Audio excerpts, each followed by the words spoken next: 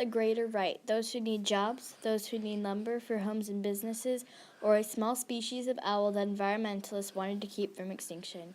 Whose rights are more important? How can a conflict over land, jobs, and the ultimate destiny of a species be decided? This conflict occurred in the northwest United States beginning when the northern spotted owl was identified as a potentially endangered species in 1973. By 1977, the U.S. Forest Services and the Bureau of Land Management began limiting logging of old-growth forests in areas that contained the spotted owl.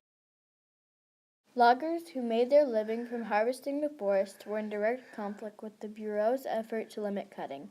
The nation needed trees to build homes, and the Northwest employed thousands of loggers and others in the forest industry. Beginning in the early 1980s, the conflict escalated. The United States Forest Service in 1986 proposed that nearly 700,000 acres of national forest be preserved to protect the endangered bird. Environmentalists filed petitions to get the spotted owl declared as an endangered. That would bring greater legal protection to the areas where the spotted owl lived. The Forest Service rejects the petition, and United States federal court gets involved in 1988. The Forest Service under President Reagan must reconsider listing the spotted owl as endangered. The states of Washington and Oregon became the focal point of the conflict. In Collinsburg, Oregon, a way for the logging community to protest, a local restaurant began offering cooked spotted owl on its menu. T-shirts were sold that said, "Save a logger, eat an owl." In 1990, over 1,500 Gray Harbor, Oregon residents blocked a highway to protest the owl being given more protection and forest jobs less protection. The protesters changed "Families first, owls last," sharing their concern over the loss of jobs. The same year as the Gray Harbor protests, the United States government declared the owl threat and setting aside 3 million acres of land. Conflict goes back and forth, with each side filing petitions, protesting in public, and writing to the government. No compromise appears to be working to settle the conflict.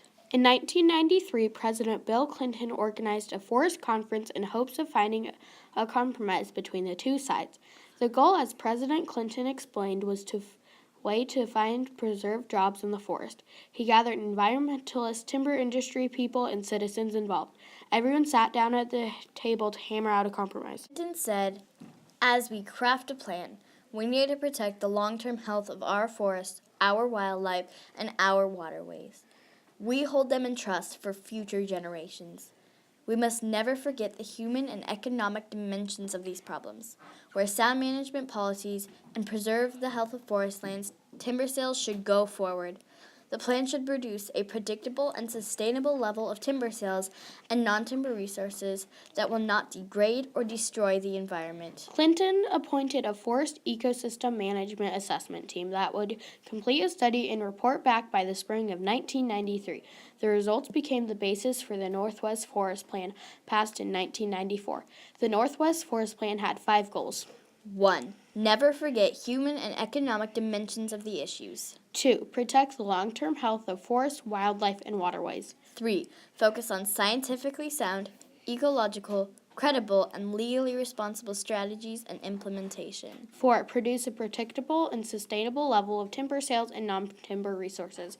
And ensure that federal agencies work together. The plan was to limit the harvesting of trees in national parks, providing guidance on over 2 million acres in the Northwest. The Northwest Forest Plan had set aside 30% of federal lands. On much of those 7.4 million federal acres, some tree harvesting had already taken place. The compromise reached between those seeking to preserve old-growth forests and species such as the spotted owl and those who sought to harvest and needed lumber for jobs and homes was a turning point. Courts used the compromise as a model for other environmental conflicts. The spotted owl became the symbol for the conflict between the two sides, often seen as being a type of joke. The immediate impact of the Northwest Forest Plan was a decrease in the open conflict between the logging industry and environmentalists who sought to save species such as the spotted owl. However, several court cases were brought challenging the law. In 2006, a court case allowed more cutting in forests that were 80 years or younger. The Northwest Forest Plan has been successful in preserving forests. However, it has not been entirely successful in stopping the decline in species, including the spotted owl. Jobs in the Northwest and the timber industry have also greatly declined. Some increases in other types of jobs have taken place in those communities. The plan has helped change the timber industries and how the conversation was approached. As part of the compromise of the Northwest Forest Plan was that every 5 years the plan would be reviewed and updated with the cooperation of timber industry officials, scientists, environmentalists, and government offices. In conclusion, the Northwest Forest Plan provided an important compromise between those who want to preserve the old-growth forests for endangered species and those who needed the timber and the jobs they brought. An important part of the plan that it was able to be modified every 5 years as the people who are deeply involved with the forest can continue to find compromises. Unfortunately, the compromise has not solved the decline in forest and the population of species such as the spotted owl. The amount of lumber for housing and construction have increased, and the demand cannot be met under the conditions of the Northwest Forest Plan. The plan does not solve all the issues or the conflicts, but the plan proves that opposite sides can come together, reach for compromise, and provide hope for the future.